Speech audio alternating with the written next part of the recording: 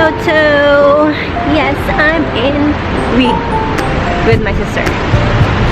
We are in Kyoto. It's a gloomy day today, but makeup is still on flick.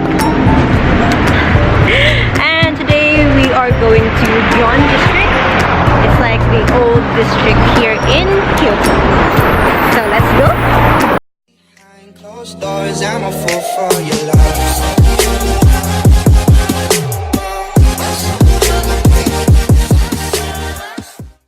First order of business, McDonald's. McDonald's Kyoto.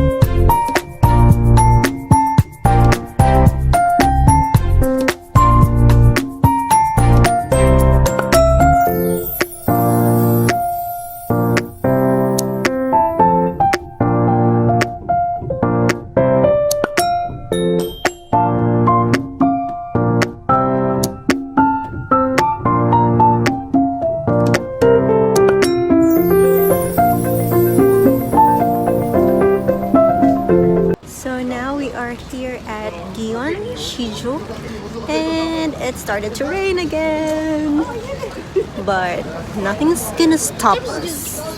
Let's go.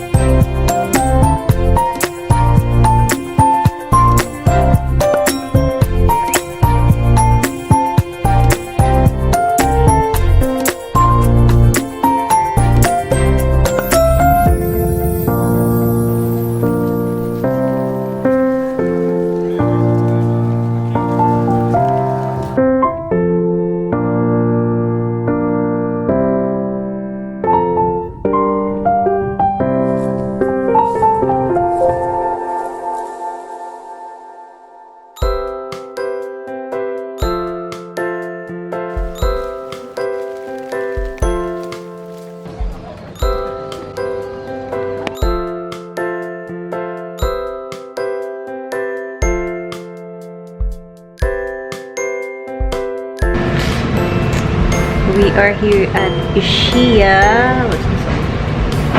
Yakiniku Ishiya, and we're going to try the Wagyu beef.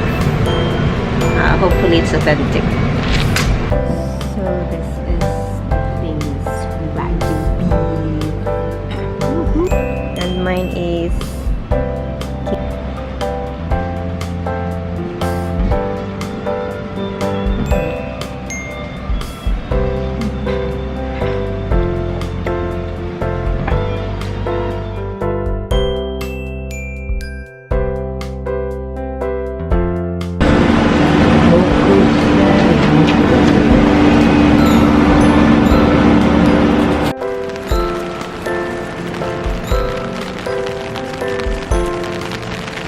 So we are back at our hotel. By the way, we are staying here at Case House Kyoto.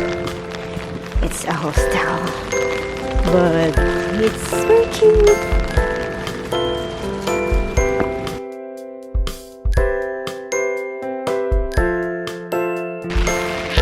Good morning, rainy Tokyo.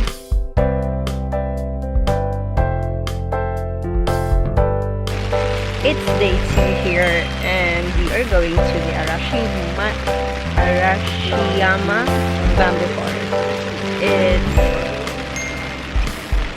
It's like 7 stops from Kyoto Station, and we're going now.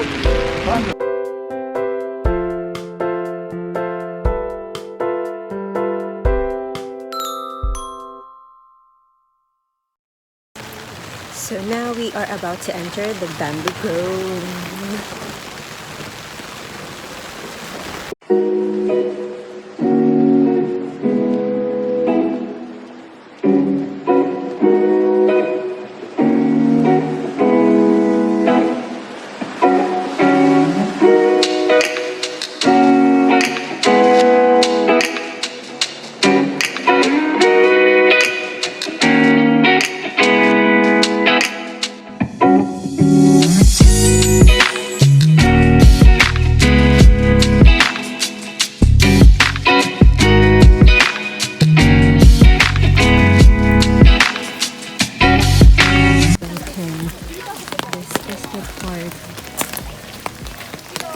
Which is very Instagrammable,